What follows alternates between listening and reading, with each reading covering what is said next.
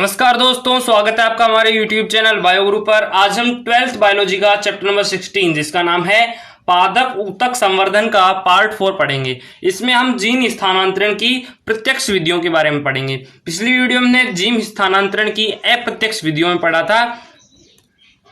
एग्रोबैक्टीरिया द्वारा डीएनए का स्थानांतरण एक कोशिका से दूसरी कोशिका में किस प्रकार होता है। आज हम जीन स्थानांतरण की प्रत्यक्ष विधियां पढ़ेंगे, यानी उसमें तो क्या हो रहा था, वाहक की आवश्यकता हो रही थी, लेकिन यहाँ पर सीधे ही प्रत्यक्ष रूप से डीएनए का स्थानांतरण होता है। यानी ये कैसी विधि है, वाहक रहित विधि है। तो इस तरह से हम इसे वाहक रहित विधि भी कह सकते हैं, क्योंकि इसमें जो डीएनए हमें दूसरी कोशिका में स्थानांतरित करना है उसमें वाहक की आवश्यकता नहीं होती है। इस कारण इसे वाहक रहित डीएनए भी कहते हैं। इस विधि में क्या किया जाता है, हमें जो भी वांछित डीएनए चाहिए या जीन चाहिए कोई भी पादप कोशिका का, अगर दूसरी पादप कोशिका में उसे स्थानांतरित करना है, उसे शिफ्ट करना है, तो इसमें हमें क्या करते हैं, अप्रत्यक्ष विधि में तो हम उसमें वाहक जोड़ते हैं और वाहक के साथ उससे कोशिका में प्रविष्ट करा देते हैं। लेकिन प्रत्यक्ष विधियों में क्या होता है, इसमें वाहक की आवश्यकता नहीं होती है। जो डीएनए होता है, जो जीन हमें आनुवंशिक गुण चाहिए, वो सीधे ही पादप कोशिका के अंदर प्रविष्ट करा दिया जाता है। इसमें वाहक की आवश्यकता नहीं होती है, इसलिए इसे वाहक रहित विधि भी कहते हैं। इसमें हम दो तरीकों से क्या करा सकते हैं, वाहक रहित विधि करा सकते हैं। एक तो रासायनिक विधियों द्वारा, यानी रसायन मिलाकर हम कोशिका के अंदर ऐसे रसायन मिला देते हैं कि कोशिका के अंदर एक क्षमता उत्पन्न हो जाती है डीएनए को ग्रहण करने की, जिससे वो डीएनए ग्रहण कर लेता है। एक है भौतिक विधि, यानी हम भौतिक कारकों के द्वारा हम क्या करते हैं, भौतिक कारकों के द्वारा जो वांछित डीएनए है उसे हम पादप कोशिका के अंदर प्रविष्ट करा देते हैं। तो पहला है रासायनिक विधि। रासायनिक विधि में क्या होता है, हम पादप कोशिका के अंदर कुछ रसायन मिलाते हैं, जैसे पीईजी यानी पॉलीइथाइलिन ग्लाइकोल, पॉलीविनाइल एल्कोहल या कैल्शियम फास्फेट मिला दिया जाता है, जिसके कारण क्या होता है, पादप के अंदर जो जीव द्रव्य पाया जाता है, जैसे यहाँ पर ये पादप कोशिका है, इसमें न्यूक्लियस साइड में है और ये रिक्तिका है, और बाकी का जो शेष भाग है उसे हम क्या कहते हैं, कोशिका द्रव्य कहते हैं, यानी प्रोटोप्लास्ट कहते हैं। तो अगर हम पादप कोशिका के अंदर यदि पीजीए यानी पॉलीइथाइलिन ग्लाइकोल, ये आपको याद रखना है, पॉलीइथाइलिन ग्लाइकोल ये बहुत इंपॉर्टेंट है, क्योंकि सबसे ज़्यादा पीईजी ही मिलाया जाता है। तो पीईजी यानी पॉलीइथाइलिन ग्लाइकोल, पॉलीविनाइल एल्कोहल और कैल्शियम फास्फेट मिला दिया जाता है। अब इससे क्या होगा, जैसे हमने कोई भी पादप कोशिका के अंदर यदि पीजीए मिला दिया, सॉरी पीईजी मिला दिया, पीईजी मिला दिया यानी इसके अंदर प्रविष्ट करा दिया और इसके साइड में रख दिया, जो हमें वांछित डीएनए चाहिए वो इसके साइड में रख दिया। तो इसमें जब रसायन मिलाते हैं, जब कोशिका के अंदर रसायन मिलाते हैं, जैसे पीजीई मिला दिया, तो इसमें क्या होगा, इसके जो जीव द्रव्य है, इसका ये जो पार्ट है जीव द्रव्य, इसके अंदर एक क्षमता उत्पन्न हो जाती है कि ये डीएनए को ग्रहण कर सके। तो इसके अंदर जो क्षमता उत्पन्न हो जाती है उसके कारण ये वांछित डीएनए को ग्रहण कर लेता है, जिसके कारण वो डीएनए इसके अंदर प्रविष्ट हो जाता है और इसके न्यूक्लियस, इसके जीनोम के साथ जुड़कर इसमें परिवर्तन ला देता है। इसमें पीजीए कितना मिलाया जाता है, 15 से 20%, यानी 15 से 20% एक पादप कोशिका के अंदर पीजीए मिला दिया जाएगा, तो उसके अंदर जो कोशिका द्रव है उसमें जीन ग्रहण करने की क्षमता उत्पन्न हो जाएगी। और जब जीन ग्रहण करने की क्षमता उत्पन्न हो जाएगी तो वो बाहर जो रखा हुआ है आनुवंशिक जीन या डीएनए रखा हुआ है उसको ग्रहण कर लेगा, और वहां पर वो डीएनए जो है वो पादप कोशिका के न्यूक्लियस यानी जीनोम के साथ जुड़ जाएगा और उसमें परिवर्तन ला देगा, जिससे हमें इस पादप कोशिका में जो भी परिवर्तन लाना है वो परिवर्तन इसमें उत्पन्न हो जाता है, यानी इसमें जो आनुवंशिक गुण है वो रूपांतरित हो जाते हैं। तो इस प्रकार से हम रासायनिक विधि द्वारा हम क्या कर सकते हैं, बिना कोई वाहक के वांछित डीएनए को हम कोशिका के अंदर प्रविष्ट करा सकते हैं। इसमें आवश्यकता किसकी होती है, कुछ रसायन की आवश्यकता होती है। सबसे ज़्यादा उपयोग में लिए जाने वाला रसायन पीईजी है, यानी पॉलीइथाइलिन ग्लाइकोल, पॉलीविनाइल एल्कोहल और कैल्शियम फास्फेट। एक बार फिर से रिपीट कर लेते हैं, रासायनिक विधि किसे कहते हैं। इसमें क्या किया जाता है, 15 से 20% पीईजी मिला दिया जाता है। कोई भी पादप कोशिका होती है उसमें पीईजी मिला दिया जाता है, यानी पॉलीइथाइलिन ग्लाइकोल मिला दिया जाता है। उसके बाद में जो कोशिका होती है उसमें जो जीव द्रव्य होता है उसके अंदर एक क्षमता उत्पन्न हो जाती है कि वो कोई भी डीएनए को ग्रहण कर सकती है। तो पीजीए मिलाने से वो कोशिका के अंदर क्या हो जाएगा, वांछित डीएनए उसमें प्रवेश करा जाएगा। उसके बाद में वो वांछित डीएनए उसमें प्रवेश करने के बाद में वहाँ पर उसका जो न्यूक्लिक है यानी जीनोम है, ये जो जीनोम है, जैसे ये पादप कोशिका का जीनोम है, यानी ये पादप कोशिका का जो डीएनए है वो है आनुवांशिक पदार्थ डीएनए है। अब यहाँ पर पीजीए के उपस्थिति में क्या होता है, वांछित डीएनए इसके अंदर प्रविष्ट हो जाता है, और वांछित डीएनए इसके अंदर प्रविष्ट होने के बाद में ये जो वांछित डीएनए है ये पादप के जीनोम के साथ, यानी ये जीनोम है इसके साथ जुड़ जाता है, यानी ये जो वांछित डीएनए ये कोशिका के अंदर आ गया। अब कोशिका के अंदर आने से इसका जो जीनोम है वो टूट जाता है, इसका जीनोम टूट जाता है, पादप कोशिका के अंदर जो जीनोम है वो टूट जाता है। उसके बाद में क्या होता है कि जो वांछित डीएनए है वो इसके जीनोम के साथ जुड़ जाता है, यानी पादप के अंदर क्या हो गया, पादप की जो जीनोम है उसमें ये वांछित डीएनए भी जुड़ गया, यानी उसमें भी वो आनुवांशिक गुण आ गया। तो इस तरह से हम रासायनिक विधियों द्वारा क्या कर सकते हैं, बिना वाहक के वांछित डीएनए को पादप के जीनोम के साथ जोड़ सकते हैं। प्रत्यक्ष विधि में अगला है भौतिक विधि, यानी हम भौतिक कारकों के द्वारा क्या कर सकते हैं, पादप के जीनोम में परिवर्तन ला सकते हैं। भौतिक कारकों के द्वारा हम पादप के जीनोम में, पादप का जो जीनोम है उसके साथ हम वांछित डीएनए जोड़ सकते हैं। इसमें भी कोई वाहक की आवश्यकता नहीं होती है, यानी ये कैसी है, प्रत्यक्ष विधि है। भौतिक विधि में पहली विधि है जीनगन, यानी जीनगन के द्वारा हम बिना वाहक के क्या कर सकते हैं, कोई भी वांछित डीएनए है उसको पादप कोशिका के अंदर प्रविष्ट करा सकते हैं, यानी पादप का जो डीएनए है उसके साथ हम वांछित डीएनए जोड़ सकते हैं। सबसे पहले हम इसकी क्रियाविधि जान लेते हैं कि जीनगन द्वारा हम भौतिक कारकों के द्वारा हम वांछित डीएनए को किसी कोशिका में कैसे प्रविष्ट करा सकते हैं। इस विधि के द्वारा हम कोई भी पादप कोशिका है, जैसे ये कोई पादप कोशिका है और पादप कोशिका में कोशिका भित्ति उपस्थित होती है, कोशिका भित्ति, इसमें कोशिका भित्ति है, तो जीनगन के द्वारा हम ऐसी कोशिका के अंदर वांछित डीएनए प्रवेश करा सकते हैं जिसमें क्या होता है, कोशिका भित्ति उपस्थित होती है, यानी जीनगन क्या करती है, कोशिका भित्ति को फाड़ते हुए इसके अंदर डीएनए को प्रविष्ट करा देती है।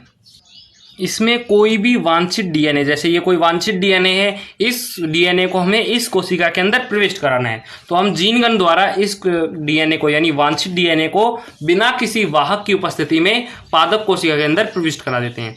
इसमें हम क्या करते हैं, स्वर्ण या टंगस्टन के कण लेते हैं, माइक्रो पार्टिकल्स लेते हैं, जैसे ये स्वर्ण या टंगस्टन के कण है, यानी माइक्रो पार्टिकल्स है। इसके बाद में हम माइक्रो पार्टिकल्स के चारों तरफ हम डीएनए के जो क्षारक्रम है उनको लपेट देते हैं, यानी डीएनए लपेट देते हैं। जैसे इस स्वर्ण के माइक्रो पार्टिकल्स के हमने क्या जोड़ दिया, डीएनए, वांछित डीएनए जोड़ दिया। इसी तरह से हमने सभी स्वर्ण कणों के, यानी स्वर्ण माइक्रो पार्टिकल्स हैं, उनके डीएनए को लपेट देते हैं। अब इनके बाद में डीएनए को लपेटने के बाद में इन्हें हम जीनगन में भरते हैं, जीनगन में भर देते हैं इन माइक्रो पार्टिकल्स को, जिनमें डीएनए लपेटे हुए, जिनके चारों तरफ डीएनए हमने लपेट दिया है, उन माइक्रो पार्टिकल्स को हम जीनगन में भर देते हैं। जैसे ये जीनगन में भर दिया, इसके चारों तरफ डीएनए लपेटे हुए।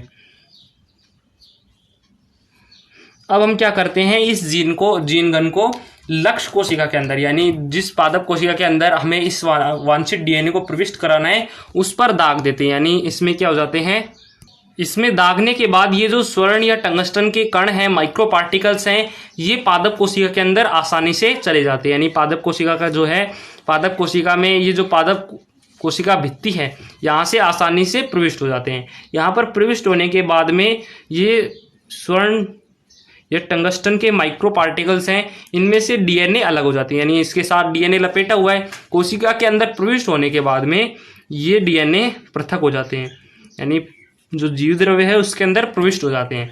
अब यहाँ पर जीव द्रव्य प्रविष्ट होने के बाद में ये डीएनए कहाँ चले जाते हैं, पादप के जीनोम में।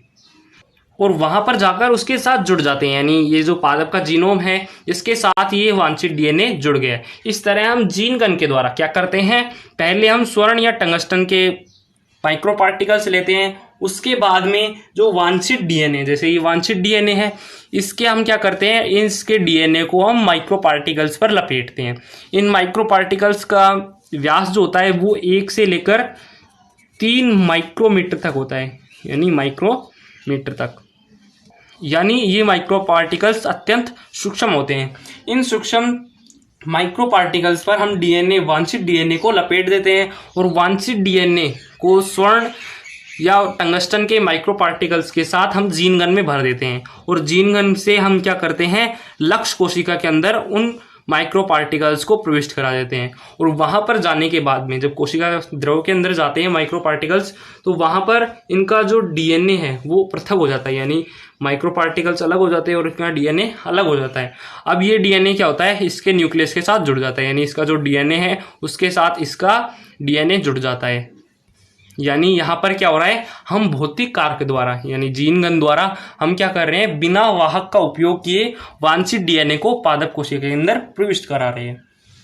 ये जो जीन गन विधि है इसका उपयोग सबसे पहले 1987 में क्लीन व उनके साथियों ने किया था। क्लीन व उनके साथियों ने प्याज पर किया था और इसके साथ ही हम सोयाबीन, गेहूं, धान, मक्का और तंबाकू पर भी इसका सफलतापूर्वक उपयोग कर सकते हैं, यानी इनकी पादप कोशिका के अंदर भी हम वांछित डीएनए को प्रविष्ट करा सकते हैं। अगली भौतिक विधि है विद्युत छिद्रण, यानी हम इसमें क्या करते हैं, विद्युत प्रवाहित करते हैं किसी भी पादप कोशिका के अंदर और पादप कोशिका के अंदर जो कोशिका भित्ति होती है उसमें कुछ क्षणिक छिद्र बन जाते हैं, यानी कुछ समय के लिए छिद्र बन जाते हैं। वहां से हम वांछित डीएनए को उसके अंदर प्रविष्ट करा देते हैं और उसके न्यूक्लियस के साथ वो वांछित डीएनए जुड़ जाता है, जिससे उसके आनुवांशिक गुण रूपांतरित हो जाते हैं। अब इसे हम डायग्राम के रूप में समझते हैं कि विद्युत छिद्रण में हम वांछित डीएनए को किस प्रकार पादप कोशिका के अंदर प्रविष्ट करा सकते हैं। इसमें हम एक पात्र लेते हैं जिसमें एक घोल भरते हैं। उस घोल में क्या होता है, डीएनए होते हैं, यानी इसमें जो डीएनए है, हमें जो वांछित डीएनए चाहिए, जैसे ये डीएनए है, इसमें जो आनुवांशिक गुण है इसमें हमें इस पादप कोशिका के अंदर प्रविष्ट कराने हैं। तो हम विद्युत छिद्रण में क्या करते हैं, एक पात्र लेते हैं, इसमें डीएनए का घोल भर लेते हैं, यानी इस घोल में क्या होता है, डीएनए होता है। अब उस घोल में क्या किया जाती है, विद्युत प्रवाहित की जाती है। ये विद्युत अत्यंत उच्च वोल्टता की होती है, यानी इसमें वोल्ट जो है उसकी मात्रा अधिक होती है, यानी ये विद्युत बहुत तीव्र मात्रा में होती है। तो इसमें हम तीव्र विद्युत प्रवाहित करते हैं, जिसके कारण क्या होता है, ये जो पादप कोशिका है इसके अंदर कुछ छिद्र बन जाते हैं। ये जो छिद्र होते हैं ये क्षणिक होते हैं। इसमें जो पादप कोशिका की जो कोशिका भित्ति है उसमें कुछ छिद्र बन जाते हैं, जैसे यहाँ पर छिद्र बन गए। ये जो छिद्र होते हैं ये क्षणिक होते हैं। यानी इसमें क्या हो रहा है, जब हम पादप कोशिका के अंदर किसी घोल में रखते हैं और उसमें विद्युत अधिक मात्रा में प्रवाहित करते हैं, तो वो पादप कोशिका जो है उसकी कोशिका भित्ति फटने लग जाती है, यानी इसकी कोशिका भित्ति फटने लग जाती है, यानी इसमें क्षणिक छिद्र बन जाते हैं। क्षणिक छिद्र मतलब वो छिद्र कुछ समय के लिए होते हैं, वापस से वो कोशिका भित्ति उसे ढक लेती है। तो जो क्षणिक छिद्र बने हैं उनके द्वारा ये जो वांछित डीएनए इस घोल में प्रविष्ट है ये इसके अंदर प्रविष्ट हो जाती है। जब इसमें छिद्र बन जाते हैं तो ये पादप कोशिका के बाहर जो घोल है उसमें जो डीएनए है वो अंदर प्रविष्ट हो जाता है। ये डीएनए अंदर प्रविष्ट हो गया और ये डीएनए पहुंच जाता है इसके न्यूक्लियस के पास, यानी इसके जीनोम के पास, और वहां पर ये जुड़ जाते हैं आपस में। और इस प्रकार जो पादप जीनोम है उसमें रूपांतरण हो जाता है। इसमें किसी प्रकार के वाहक की आवश्यकता नहीं पड़ती है। एक बार फिर से रिपीट कर लेते हैं कि विद्युत छिद्रण में क्या होता है। विद्युत छिद्रण में हम पादप कोशिका को एक घोल में रखते हैं, उस घोल में डीएनए होता है और उस घोल में हम विद्युत प्रवाहित करते हैं, उच्च वोल्टता की विद्युत प्रवाहित करते हैं और उसके द्वारा पादप कोशिका की जो भित्ति है उसमें क्षय होने लगता है, यानी उसमें क्षणिक छिद्र बनने लगते हैं। और वो उस क्षणिक छिद्रों के द्वारा जो बाहर घोल में डीएनए है वो उसके अंदर प्रविष्ट हो जाता है और प्रविष्ट होने के बाद में वो पादप कोशिका के जीनोम के साथ जुड़ जाता है, जिसके कारण उस पादप कोशिका का जो आनुवंशिक संगठन है वो रूपांतरित हो जाता है। यानी हम पादप कोशिका के अंदर जो वांछित डीएनए प्रविष्ट कराना चाहते हैं वो बिना वाहक के द्वारा यानी विद्युत छिद्रण के द्वारा हम उसके अंदर प्रविष्ट करा सकते हैं। अगली विधि है लिपोसोम की मध्यस्थता द्वारा जीन स्थानांतरण। इसमें हम क्या करते हैं, इस विधि के द्वारा हम वसीय गोल अणु लेते हैं, यानी जो वसा के अणु हैं गोलाकार, उनका उपयोग करते हैं। उनके अंदर हम जल के साथ डीएनए भर देते हैं। इसमें जो वसा का अणु के बीच में जो खाली स्थान होता है उसमें हम क्या करते हैं, जल के साथ जो हमें वांछित डीएनए चाहिए, यानी ये डीएनए हम किसी पादप कोशिका के अंदर प्रविष्ट कराना है, तो उस डीएनए को हम जल के साथ वसा के अणु में भर देते हैं।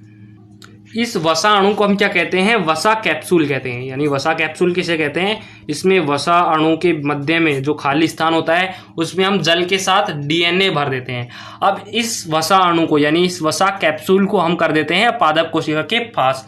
जैसे यहाँ पर कोई पादप कोशिका है, ये कोई पादप कोशिका है, इसके पास में हम वसा कैप्सूल को रख देते हैं। यानी वसा कैप्सूल इसकी जो प्लाज्मा झिल्ली होती है इसके साथ जुड़ जाता है, और इसके साथ जुड़ने पर क्या होता है, यहाँ पर जो डीएनए है और जो घोल है वो भी इसमें रह जाता है। उसके बाद में जो कोशिका भित्ति होती है उसके साथ ये वसा का अणु जुड़ जाता है, यानी इसके अंदर ही ये सम्मिलित हो जाता है, और इसके अंदर जो जल और डीएनए का घोल है वो कोशिका के अंदर प्रविष्ट हो जाता है, यानी जल और डीएनए इसमें प्रविष्ट हो जाता है। अब हमें पता है कि इसके अंदर यानी कोशिका द्रव के अंदर जब डीएनए पहुंच जाता है तो वो डीएनए चला जाता है केंद्रक के पास यानी न्यूक्लियस के पास, और वहाँ पर उसका जो डीएनए है उसके पास में जाकर उसमें जुड़ जाता है।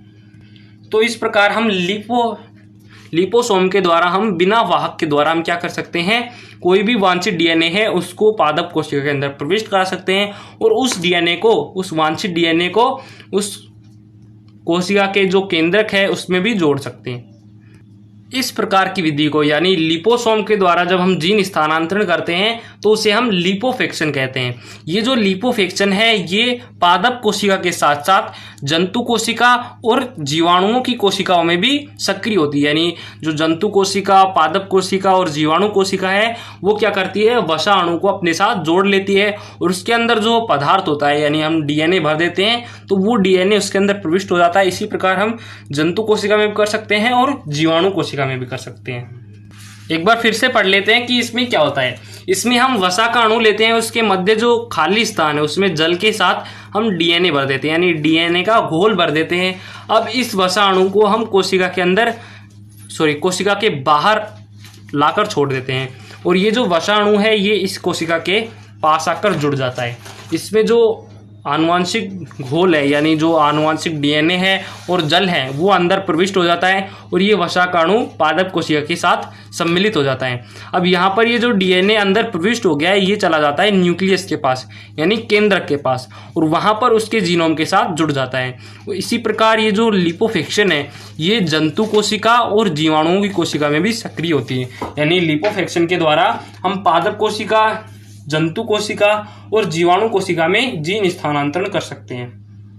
अगली भौतिक विधि है सूक्ष्म इंजेक्शन। इसमें हम क्या करते हैं, जो वांछित डीएनए है उसे सूक्ष्म इंजेक्शन में भर लेते हैं और उसे सीधे ही पादप कोशिका के अंदर प्रविष्ट करा देते हैं, जिसके द्वारा हम वांछित डीएनए को सीधे ही पादप कोशिका के अंदर प्रविष्ट करा के उसके जीनोम में परिवर्तन ला सकते हैं। इसमें हम कोई भी पादप कोशिका ले लेते हैं। अब इस पादप कोशिका में हमें कोई भी वांछित डीएनए प्रविष्ट कराना है। जैसे ये वांछित डीएनए हमें इस पादप कोशिका के अंदर प्रविष्ट कराना है, तो इसे हम किस प्रकार करा सकते हैं, पहले हम पादप कोशिका को फिक्स करते हैं ताकि ये हिले ना।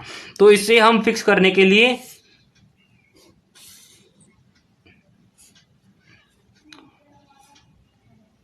बहुत ही सूक्ष्म डंडियों की आवश्यकता होती है, तो उसके द्वारा हम पादप कोशिका को फिक्स कर लेते हैं। अब पादप कोशिका को फिक्स करने के बाद हम इस वांछित डीएनए को ये वांछित डीएनए हमें इस पादप कोशिका के अंदर प्रविष्ट कराना है, तो इस वांछित डीएनए को हम सूक्ष्म इंजेक्शन में भर लेते हैं। ये कोई सूक्ष्म इंजेक्शन है, इसमें ये पिस्टल है, और इसमें हम क्या करते हैं, डीएनए को भर लेते हैं। इसमें डीएनए को भर लेते हैं, इसके बाद में हम क्या करते हैं, इस पर निडल लगाते हैं, इंजेक्शन पर निडल लगाते हैं। वो निडल कैसी होनी चाहिए, कांच की होनी चाहिए, और उसके साथ ही उसका जो व्यास है वो 0.5 से लेकर 1 माइक्रोमीटर तक होना चाहिए। माइक्रोमीटर तक होना चाहिए, तभी ये पादप कोशिका के अंदर प्रविष्ट हो सकेगी, क्योंकि ये सूक्ष्म इंजेक्शन है और पादप कोशिका होती है वो बहुत सूक्ष्म होती है, इतनी सूक्ष्म होती है कि हमें नगण्य आंखों से दिख नहीं सकती है। तो हम जो निडल लेते हैं वो बहुत सूक्ष्म लेते हैं, यानी इसका व्यास 0.5 से 1 माइक्रोमीटर तक रखते हैं। अब यहाँ पर लगा देते हैं निडल। निडल लगाने के बाद हम इस पिस्टन को दबा देते हैं और ये पिस्टन दबाने के बाद ये जो डीएनए है इस पादप कोशिका के अंदर प्रविष्ट हो जाएगा और पादप कोशिका के अंदर प्रविष्ट होने के बाद में ये चला जाएगा केंद्रक के पास और केंद्रक का जो जीनोम है, केंद्रक के जीनोम के साथ यानी जो आनुवंशिक पदार्थ डीएनए आरएनए है उसके साथ ये जुड़ जाता है और वहां पर उसकी जीनोम में परिवर्तन ला देता है। इसके द्वारा पादप कोशिका में जो हमें आनुवंशिक गुण जो वांछित डीएनए या जीन चाहिए वो उसके अंदर प्रविष्ट हो जाते हैं और उस पादप कोशिका के अंदर वो गुण आ जाते हैं। तो इस तरह से हम सूक्ष्म इंजेक्शन के द्वारा बिना वाहक के वांछित डीएनए को पादप कोशिका के अंदर प्रविष्ट करा सकते हैं। एक बार फिर से रिपीट कर लेते हैं इसमें क्या होता है। सूक्ष्म इंजेक्शन में हम क्या करते हैं, कोई भी पादप कोशिका लेते हैं जिसके अंदर वांछित डीएनए प्रविष्ट कराना है, उसे हम फिक्स कर लेते हैं। उसके बाद में जो वांछित डीएनए है, ये जो वांछित डीएनए या जीन है, इसे हम सूक्ष्म इंजेक्शन में भर लेते हैं।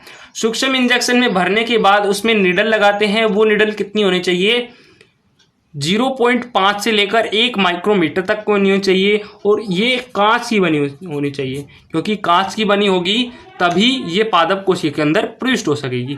तो हम कांच की 0.5 से 1 माइक्रोमीटर तक की निडल ले लेते हैं, उसे हम पादप कोशिका के अंदर प्रविष्ट कराते हैं।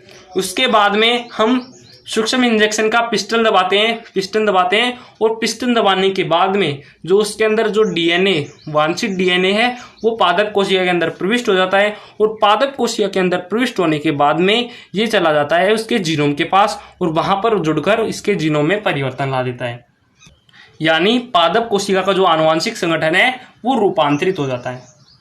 यहाँ पर हमारी जो जीन स्थानांतरण की प्रत्यक्ष विधियां हैं उसमें हमने रासायनिक विधि और भौतिक विधियां पढ़ ली हैं। अगली वीडियो में हम आनुवंशिक रूपांतरित कोशिकाओं का चयन पढ़ेंगे।